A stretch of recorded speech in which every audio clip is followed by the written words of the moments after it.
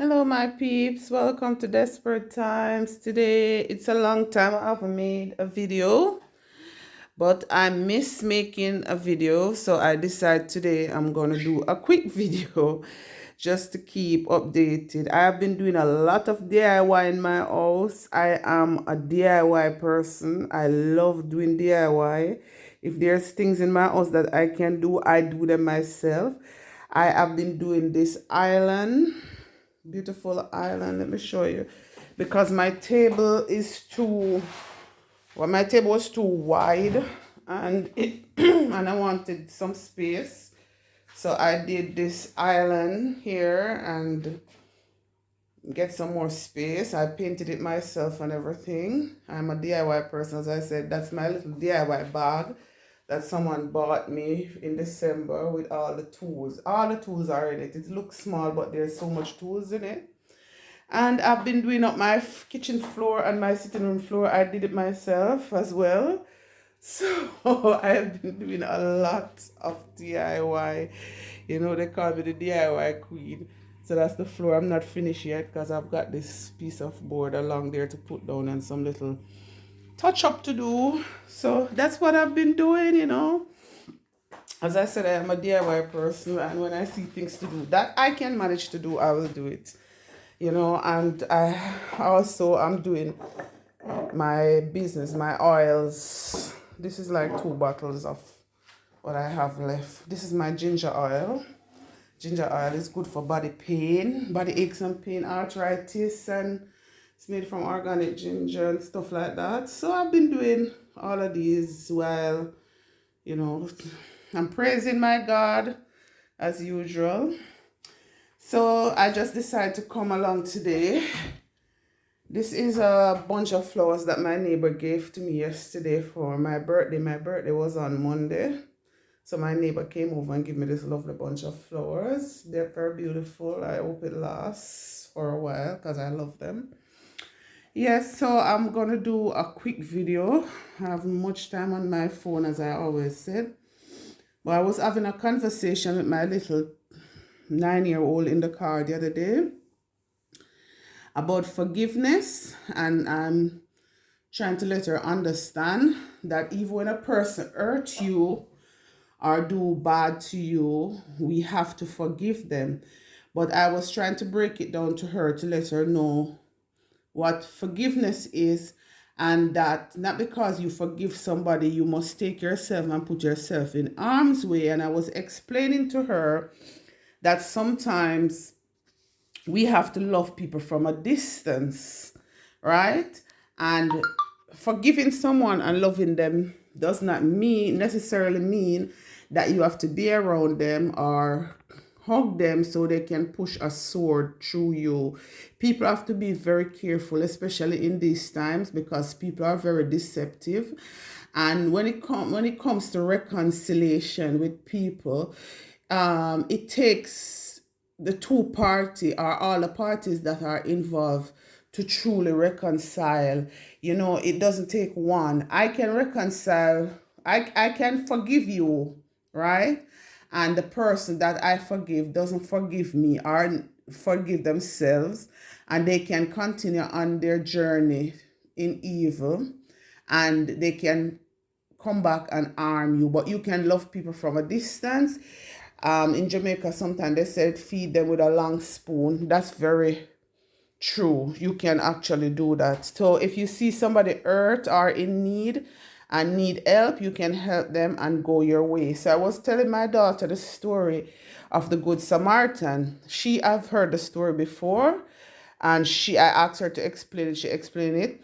But then I tried to let her understand that from our conversation, this can be applied, to a person that loves someone, but they don't really stick around, right? So I'm going to read the parables that I was explaining to her from Luke 10, verses starting from 25 onwards. So I'm going to read. This is what I was explaining to my little girl right? So the parable of the Good Samaritan. And behold, a lawyer stood up to put him to the test. I guess to put Jesus to the test, saying, "What shall I do to inherit eternal life?" He said to him, "What is written in the law? How do you read it?" And he answered, "You shall love the Lord your God with all your heart, and with all your soul, and with all your strength, and with all your mind, and your neighbor as yourself." And he said to him, "You have answered correctly. Do this, and you will live." But he, desiring to justify himself, said to Jesus, "And who is my neighbor?" Right? Jesus replied, "A man was going down from Jerusalem to Jericho, and he fell among robbers who stripped him and beat him and depart, leaving him half dead. Now by chance a priest was going down the road, and when he saw him, he passed by on the other side. And this is a priest.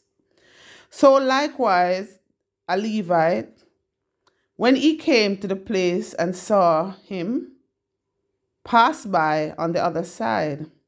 But a Samaritan, as he journeyed, came to where he was, and when he saw him, he had compassion.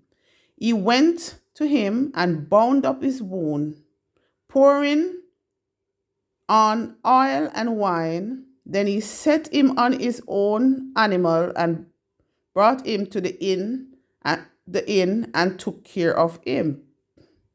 And the inn in those days would be like the hospital. And the next day he took out 2 denarii and gave them to the innkeeper, saying, "Take care of him, and whatever more you spend, I will repay you when I come back." Sorry. Which of these 3 do you think proved to be a neighbor to the man who fell among the robbers? He said, "The one who showed him mercy." And Jesus said to him, "You go and do likewise." So you see, now the Samaritan, he wasn't looking to be the man's like close friend or to be constantly amongst the man, right? But what the Samaritan wanted was the man to be taken care of. He saw that the man was hurt. The man was by the roadside, left to dead, beaten by robbers. The Levite, the priest, passed him by and did not see him as a neighbor or see him as another human, right?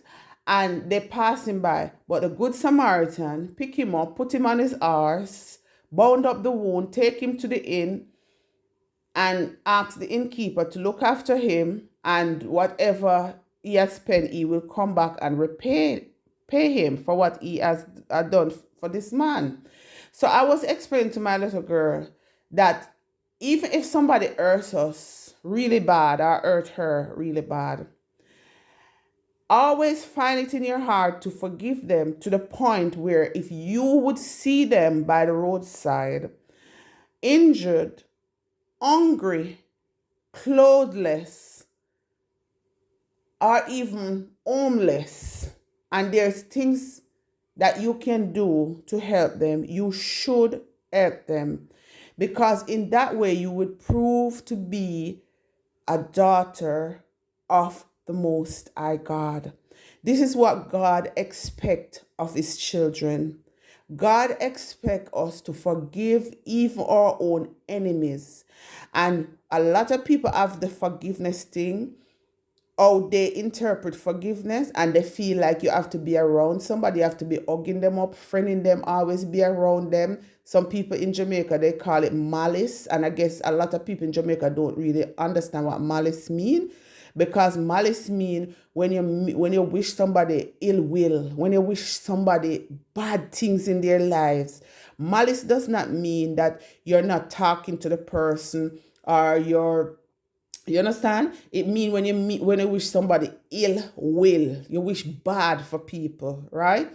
So in forgiveness, you don't have to be around a person. You don't have to be hugging up, getting close, because as I said before, if that person had not repented and turned away from their wicked ways, and you have repented, you don't that person can actually come and push a sword through you. That person can come and harm you, right?